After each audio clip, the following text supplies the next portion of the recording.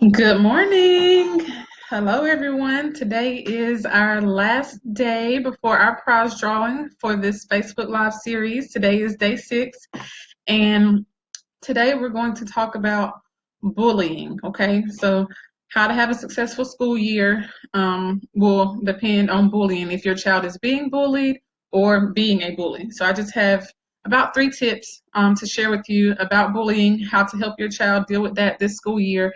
And then I have, of course, an assignment for you to participate. And then tomorrow will be our prize drawing for those who participated this week.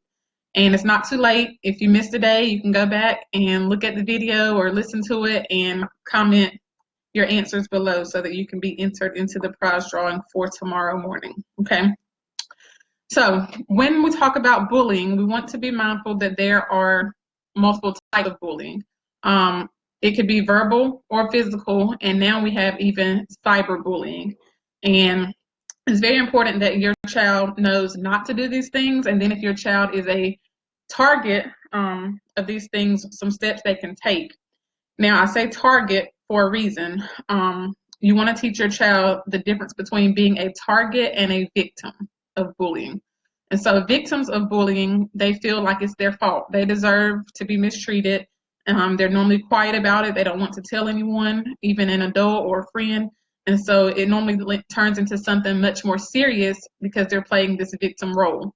However, if your child is a target of bullying, they feel like they're being targeted for an unjust reason, and they normally will respond to the bully or tell someone that they trust so that the situation can be alleviated or stopped. Okay, so you want to have this conversation with your children to have them know they don't want to play the victim role. But if you're being targeted for bullying, then you want to make sure that you tell someone that you trust. Okay, now some ways to prevent this or to make it not as bad is, one, to have a buddy when you're in places that are in isolation. For example, middle school locker rooms or high school bathrooms, or even the cafeteria where there are not as many adults, or where most bullying situations take place or start out. So you want to make sure your child has a buddy, someone, even if it's not their best friend, but someone who can keep an eye on them or be aware of what's going on in those places, like locker rooms and bathrooms, places where the teachers may not be. Okay. The second thing is to make sure your child responds confidently to a bully. Okay. So if someone is bullying them, they want to at least look confident, at least until they get home. They may cry about it when they get home, but if they look confident, look the person straight in the eye, stand up straight and tell them to stop or to leave them alone, then the bully is less likely to continue to try to intimidate them versus if they look scared and afraid and are looking down and nervous and all alone. So tell them to look tough, even if they're afraid, even if they are not, tough in that situation. They want to be confident. We've talked before about confidence. So have a buddy, be confident. You also want to remind them to tell a trusted adult. Now, this is very difficult in this day and age with the stop snitching mentality that goes on. So you want to make sure your student or your child has a trusted adult who knows how to handle the situation. For example, an adult that's just going to go up to the bully and tell them, "Oh, James told me that you pushed him," is only going to make the situation worse. So this adult has to be someone that is cognizant enough of the situation to just watch and monitor and be aware and implement different strategies in the classroom or in the cafeteria to keep an eye on the situation to make sure it doesn't escalate without letting people know that this particular child told on them. Okay, so you have to have a special adult like a guidance counselor or maybe a few teachers that has experience dealing with bullying that they can tell. Also, your child can tell a friend. A lot of times it's better for a peer to stand up to a bully. It goes a long way. So if your child has a friend who is confident and who does notice, then they can do that for them as well. Okay. So besides your child being bullied, you also want to make sure your child is not the bully. A lot of parents are unaware of what their child does at school. A lot of the behaviors they do at school do not relate and correlate with the behaviors they have at home. So that also depends on who they're around, their peer groups, their friends. We've talked before about the morals and values of your child's friends.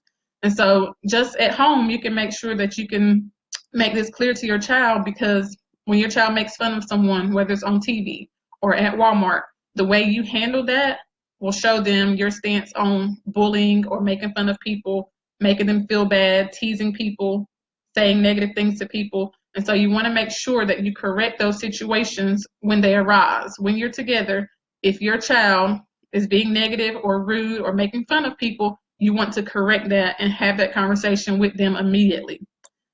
There are dire consequences. If your child is a bully, definitely cyberbullying right now, going on a lot, they can be arrested and charges can be pressed, and that can go on their record. So making fun of someone, teasing someone is not a joke. It is a very serious thing. And then, of course, if that individual ends up retaliating, can be detrimental as well. So if you think your child may be bullied, you want to make sure that they are not alone in these places away from teachers, that they have a friend, even an adult they can tell, and that they look confident and stand up confidently to whoever is bullying them. And then if your child has a tendency to make fun of other people, you want to stop that immediately. Have that conversation with them so that they are not the bully at the school, okay? I will show a video. I have maybe 2 videos that I'll show on my page a little later that goes with this, and you can show it to your high schoolers or middle schoolers.